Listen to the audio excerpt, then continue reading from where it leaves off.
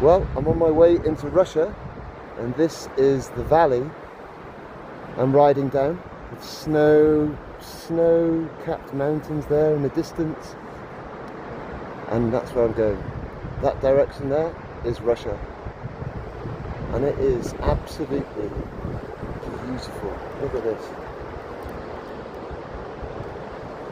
They said that it can take half a day to get across the border in Russia, but I think that's during peak hours.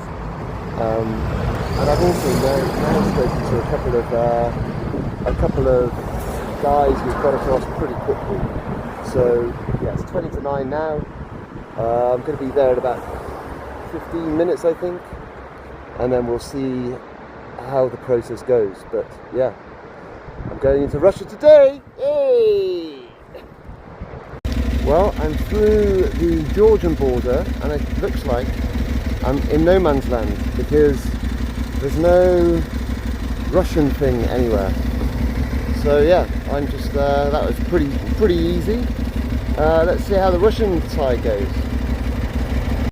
I'm not entirely sure why, but all along the road there's cars like this.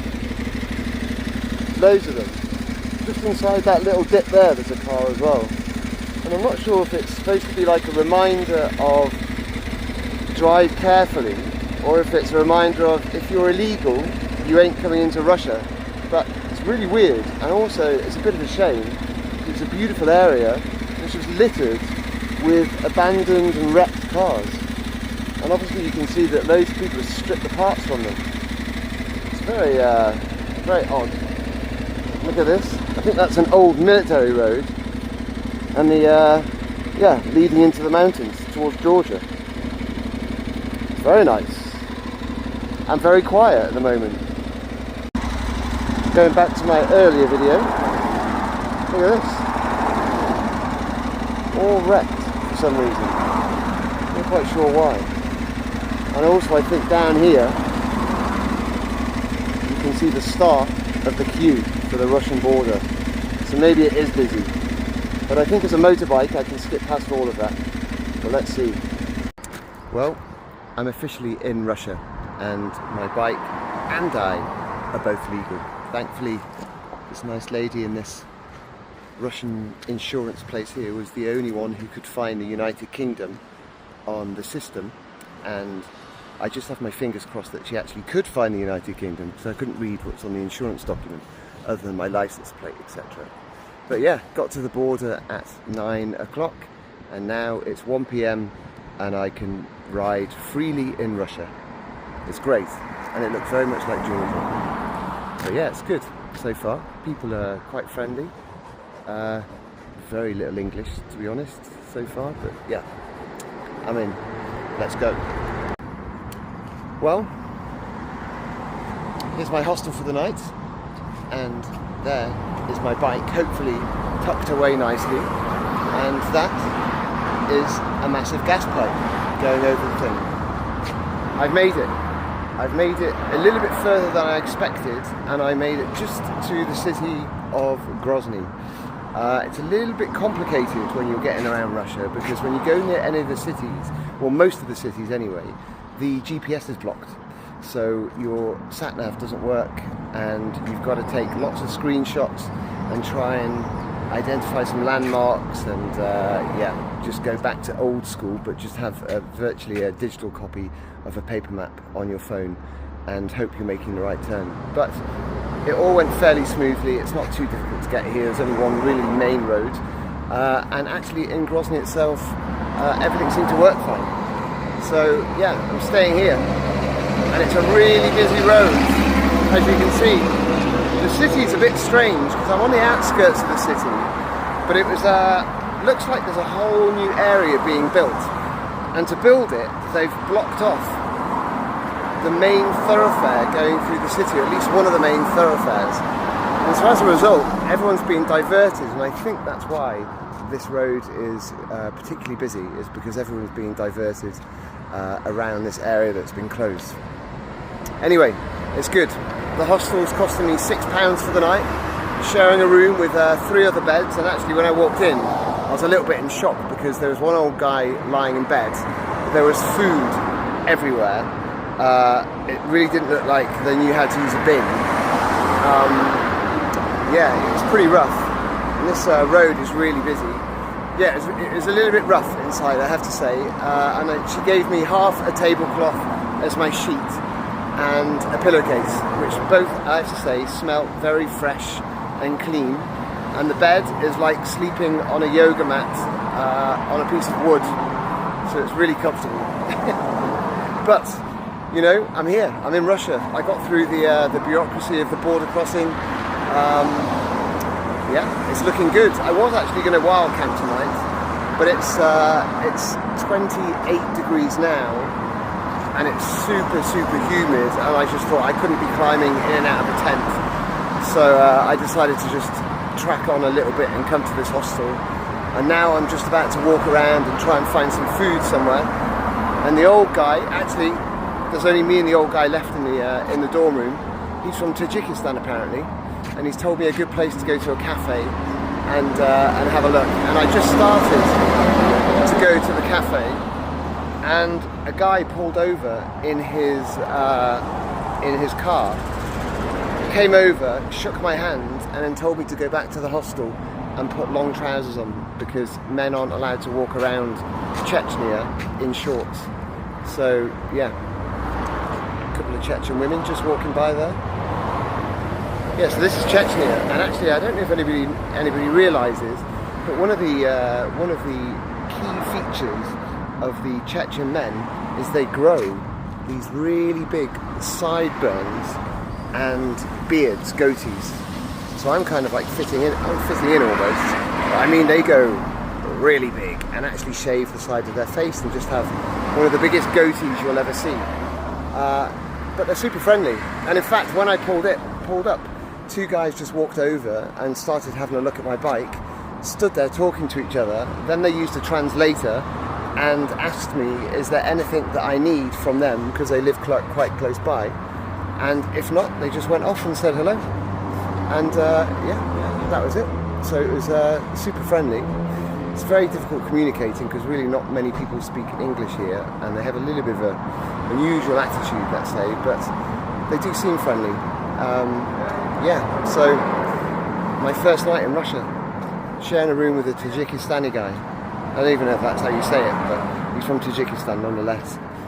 But yeah, it's good. And directly opposite, there's the Best Auto shop selling super fancy Mercedes and other types of cars.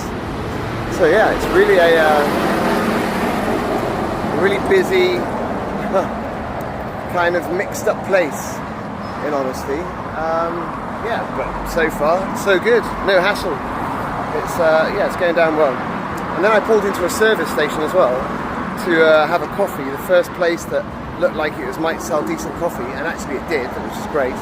And the woman behind the counter started speaking to me in German. So I'm not sure if there are more German motorcyclists who come through than there are British or otherwise, but yeah, she started speaking in German. And thankfully, I understand more German words than I do Russian. So we were able to kind of get by, and she told me she used to live in Germany near Hanover. So yeah, very nice. There's also the boy racers still here, which is good to see. In any case, catch you later. Actually, I abruptly put my phone away then because I saw a police car coming. I wasn't really sure how it all goes down, me walking along the street filming on my camera. Hey, look at the size of this. Look at the size of that house. It's really odd because you've got what look like school buildings or something in a little residential area. Let me just switch the camera around here if I can. I can't actually.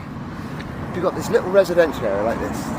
You can see the buildings, the new buildings in the background being built, but then it's a quiet residential area, and then you've got this massive house that you can see behind us. Oh, there's a lady picking stuff from the tree. A massive house behind us that looks like it's some kind of gangster owns it or something, because it is huge. Yeah, and actually I didn't notice that lady picking something from the tree. I just walked around the corner talking to the phone, and she's yeah, doing a bit of scrumping. Anyway, yeah, it's been okay. The border crossing itself was long and very complicated, and what frustrated me more than anything else, although I was pretty chilled out throughout, was they give you forms in Russian. So then I was trying to use Google Translate and trying to take a picture and translate everything and fill it in correctly. Then I went over, handed it to a guy in customs who spoke actually very good English and was a really helpful guy. And I messed up one of the forms. So he just gave me another one in English. He corrected mine and then gave me another form in English and said just fill it in again and copy mine. And I was like, why didn't you give me an English form in the first place? So I wouldn't have to make all of the mistakes. But yeah, it was very protracted. And I also had the pleasure of being interviewed by the FSB. I think they're the FSB. I heard that at the borders, if you're a foreigner, you have to go and have a talk. And I was told that, so they kept my passport when I was checking in. She just said, go forward, move to customs. And a guy comes over and he goes, okay, you will go for a talk. And the talk was with somebody in a porter cabin type place in a separate building. And I think it's the security services. So yes, we sat down, asked me a few simple questions, asked me if I'd been to Ukraine, do I know anyone in Ukraine? Looked through my phone. I had a contact called Motomax in Turkey, which was a company that was going to do some work on my bike. And he said, who's this contact? And I said, it's Motomax Turkey, it's a motorbike shop. He goes, what's their name? And I'm like, Motomax Turkey, I don't know anyone there. I was going to get work on my bike done. And he goes, okay, wait outside, we're going to check your phone. So then they took my phone. 5 minutes later, 10 minutes later or so, hey man, 10 minutes later or so, they gave my phone back, and that was it. And it was, yeah, I was a little bit concerned that perhaps they were going to do something to the phone, maybe put some spyware on there, or I don't know what. And I've kind of been very careful about anything discussing Russia in my WhatsApp conversations and all of these different things. But yeah, I gave my phone back, everything seems to be normal. No money's been taken out of my bank account, which is also helpful. And that was it. And I will say that they're all very polite. There's also a lot of young ones there who are all dressed in their military uniform. But they're all very polite. I can't really say professional in the sense that they didn't really look like they knew what they were doing a lot of the time. And there was this one woman who was drinking tea and eating all of the time. And her job was to check under the cars with a mirror in case there's a bomb or something. I think yeah. Or they were maybe smuggling something underneath the car. In any case, and she also had a torch, which I think obviously helped her a lot. And she basically, they lifted up the bonnets of the cars. She then stood at the bonnet with a car in front of her and a torch in this hand. Was looking at her friend as she was chewing, and she just went like this with the torch over the bonnet, over the engine of the car with the bonnet open, and then moved around to the other part. So it must be a magic light that automatically detects any contraband or anything illegal, because she wasn't looking anywhere near the engine when the torch was shining on it. So it was quite it was a bit of an example that they have to do this thing. They have to go through this process. But actually, none of them are really doing the process properly, except the FSB guy. He was pretty keen, but very polite and quite efficient. And I think we bonded because he was drinking Mata from Argentina, this kind of green tea thing that they drink in like a little bell pot with a thin metal pipe that they suck it through. And of course I've seen that before. And I said to him, is Mata... Well, anyway, we just had a brief discussion on Mata in Russia, and I think he liked the fact that I knew about it. So yeah, so it was very interesting experience, but it was long. Probably all in all, it took about 5 minutes to leave Georgia and about 4 hours to get into Russia, which seems a lot given the fact that I'm only going to be here for one more day and then I'm leaving. So yeah, and then I've got to do it all again 3 more times, but hopefully it gets easier. And apparently the customs document that I have got from Russia to come into here is also valid in Kazakhstan. So I don't think I need anything different for Kazakhstan. I just show them that customs and they accept it. So there's obviously still quite a close relationship between the two.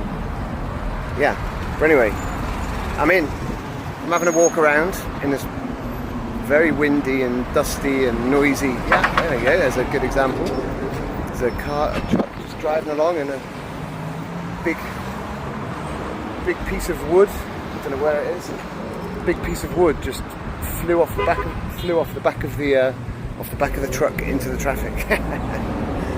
The good thing is though, he's stopped and he's reversing against traffic to come and pick it up, which is, well, very good of him, I think.